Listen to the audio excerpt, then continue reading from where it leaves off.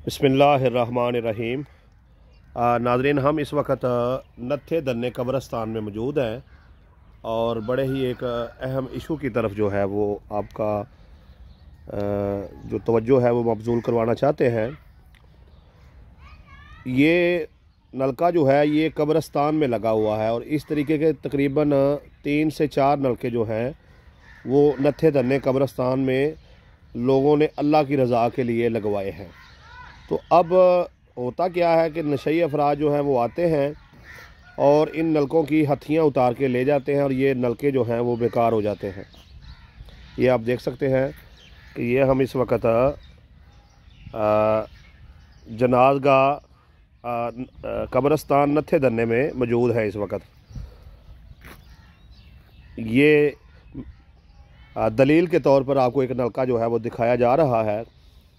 तो अगर इसकी 4 दीवारी हो जाए तो यहाँ से जो दरख्त जो है वो उखाड़ लिए जाते हैं और यहाँ से नलकों की हथियाँ जो है वो नशई उखाड़ के ले जाते हैं और सफाई का भी अहतमाम नहीं है।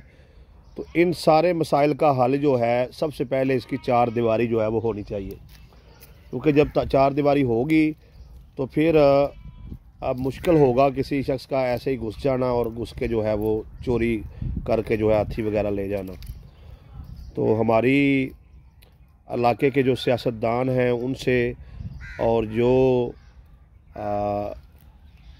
इंतज़ामिया म्यूनसिपल कमेटी है, इंतज़ामिया तहसील ऑफिस है, उनसे ये गुजारिश है कि नत्थे दन्ने जो कब्रस्तान है इसकी 4 दीवारी को भी जो है अपने प्रोजेक्ट में रखा जाए। 2 माह, 4 माह, 6 माह, साल जब भी, तो इसको भी जो है मुकम्मल किया जाए ताकि कब्रस्तान के अंदर देखें उन लोगों के जो अंदर ईमान की सूरत हाल है वो ये है कि वो कब्रस्तान में लगे हुए नलकों की हथियाँ भी नहीं छोड़ते।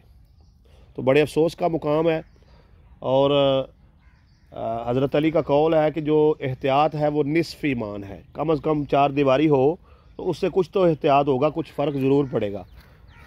और जो लोग इधर जानवर घुसा देते हैं जनाज़गाह में वो भी नहीं आएंगे और कब्रों को साफ़ सुथरा रखने में भी जो है इधर अगर 1-2 लोग मखसूस काम करेंगे तो यकीनन जिनके आबा-ओ-अजदाद की कब्रें हैं वो उनकी खिदमत भी कर दिया करेंगे। तो बराए मेहरबानी इंतज़ामिया जो है वो इस मसले की तरफ भी तवज्जो दें। जज़ाकल्लाह।